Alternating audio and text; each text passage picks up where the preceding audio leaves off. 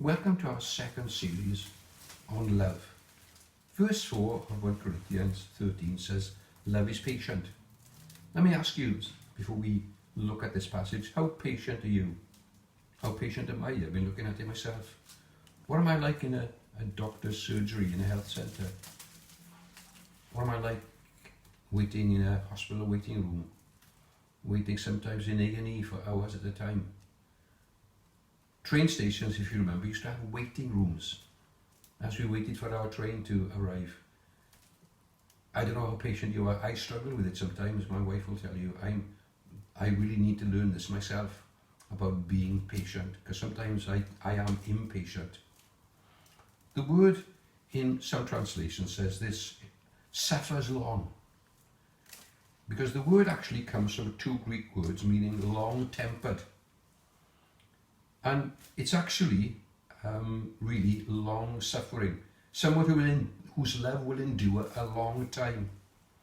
The ancient preacher John Chrysostom said that this is the word used of a man who is wronged and who easily has the power to avenge, but will not do it out of mercy and patience. It describes the man who is slow to anger, and it's used of God in his relationship with man. It says, God is slow to anger and abounding in love. And so, in our dealings with man, however unkind and hurting they are, we must exercise the same patience that God exercises with us. Do you know, I thought about that. I got it in brackets in my notes here. We've got to exercise the same patience with people as God exercises with us. And I thought, wow. That's so hard, and what a challenge there is. Love and patience go together here, not as a sign of defeatism, but as a sign of victory. It's not a sign of weakness, it's a sign of strength. I found a story that illustrates this very well. It's the story of a man called Edwin Stanton.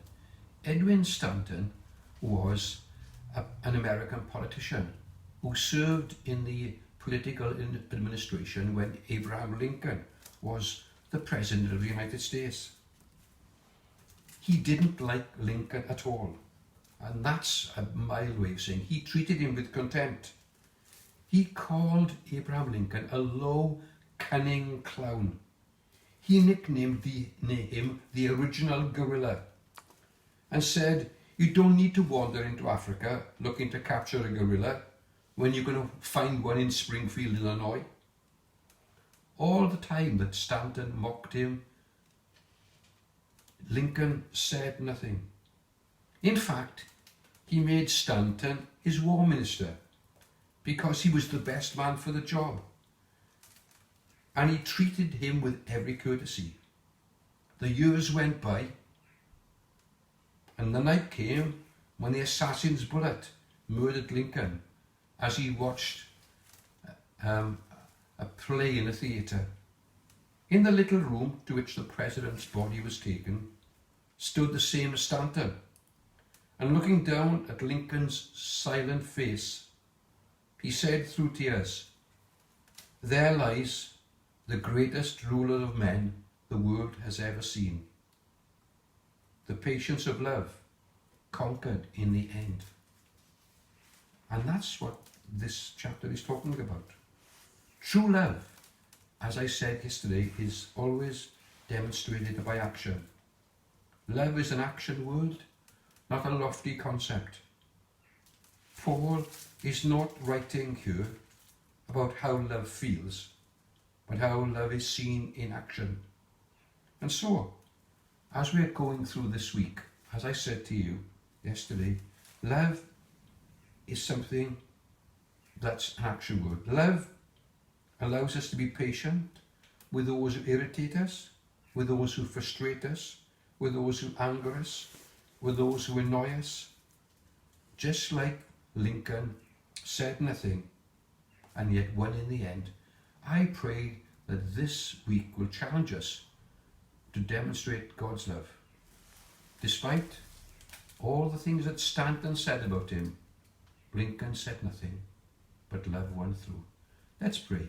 Lord, I would ask you this week to help us with your help to love those who we think are unlovable, love those who annoy us and irritate us, so that we might win them for you. That's what love does. That's why you came to the world, Lord Jesus. You showed us the love of Father, and by showing us the love of Father and demonstrating that by dying on the cross, you have won us to yourself. Help us this week to win others to yourself by demonstrating the patience of love. Amen.